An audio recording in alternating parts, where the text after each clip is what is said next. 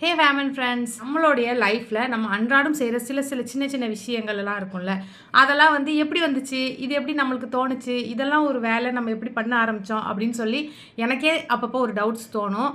அந்த மாதிரி விஷயங்களை நான் சர்ச் பண்ணதில் ஃபஸ்ட்டு வந்து window shopping 18th and 19th செஞ்சுரியில் யூரோப்பில் நடந்த ஒரு இண்டஸ்ட்ரியல் ரெவல்யூஷன் சொல்லலாம். கார்மெண்ட்ஸ்க்கும் துணிக்கோ நூலுக்கோ எதுக்குமே சம்மந்தம் இல்லாத ஒரு கம்பெனி தான் கண்ணாடி கம்பெனி. ஒரு கண்ணாடி கம்பெனி வந்து பிளேட் கிளாஸ் அப்படின்னு சொல்லக்கூடிய பெரிய சைஸில் கிளாஸஸ்லாம் உற்பத்தி பண்ண ஆரம்பித்தாங்களோ அது வந்து கடைக்காரங்களுக்கெலாம் ஒரு ஐடியா கொடுத்தது.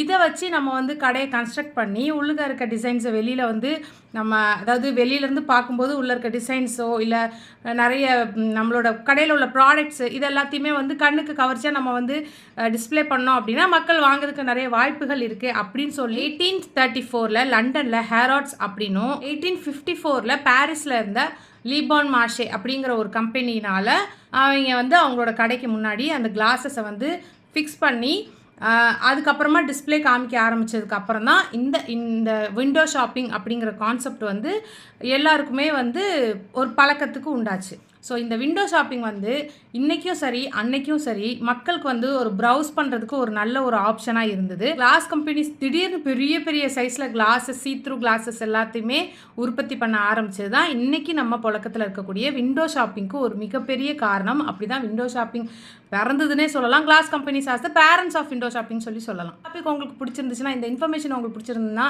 கீழே ஒரு லைக்கை தட்டி விட்டு நம்ம சேனலுக்கு இன்னும் நீங்கள் சப்ஸ்கிரைப் பண்ணாமல் இருந்தீங்கன்னா சப்ஸ்கிரைப் பண்ணிவிட்டு இன்னும் அடுத்தடுத்த வீடியோஸ்க்கு உங்களுக்கு ஏதாவது டாபிக்ஸ் தோணும்ல அதை சொல்லுங்கள். அதை பற்றி ஒரு ரிசர்ச்சை பண்ணி நம்மளும் பார்ப்போம் என்ன எப்படி இந்த விஷயங்கள் எப்படி நடைமுறைக்கு வந்துச்சு அப்படிங்கிறது எல்லாத்தையுமே பார்க்கலாம்.